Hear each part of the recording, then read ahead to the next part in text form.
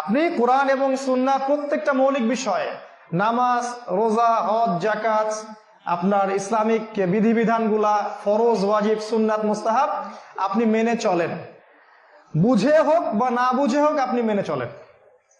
এই যে আপনি বুঝে হোক বা না বুঝে হোক মেনে চলছেন, এইটাকে সেকুলাররা বলে এটা হচ্ছে মৌলবাদী কনসেপ্ট। কথা কি বুঝতে পারছেন?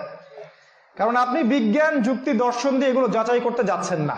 আল্লাহ বলেছেন, রাসূল বলেছেন, মেনে নিয়েছি, ব্যাস। সামি'না ওয়া আতা'না, শুনলাম এবং মেনে নিলাম। এই কনসেপ্টটা হচ্ছে আল্লাহর দেয়া কনসেপ্ট।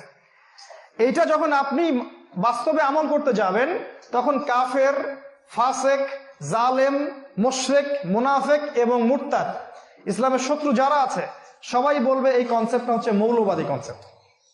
মানে আপনি একটা রিলিজিয়নের মৌলিক বিষয়গুলো মেনে চলছেন। এখন কিভাবে জবাব দিবেন? উত্তরটা হচ্ছে আল্লাহ রাব্বুল আলামিন আমাদেরকে মৌলবাদী হতেই বলেছেন। আল্লাহ পাক বলেছেন সূরা হাশরের 7 নম্বর আয়াতে, আর এই মৌলবাদী কনসেপ্ট ছাড়া কেউ জান্নাতে যেতে পারবে না।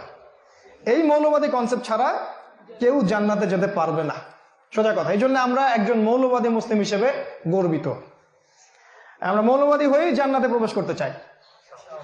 আর তোমরা ধর্মনিরপেক্ষ যেহেতু, এই জন্য জাহান্নামে সব ধর্মের মানুষ থাকবে। সেখানে ইহুদি থাকবে, খ্রিস্টান থাকবে, কাফের থাকবে, মোরতাদ থাকবে, মুশরিক থাকবে, আর মুনাফিকরাও থাকবে। এটা সেকুলার জায়গা একটা। ওখানে গিয়ে সেকুলারিজম প্রতিষ্ঠা করবা তোমরাও। আল্লাহ পাক তোমাদের ওইখানেও যেন এই সেকুলার সবগুলোকে একত্রিত করেন। আল্লাহুম্মা আমিন।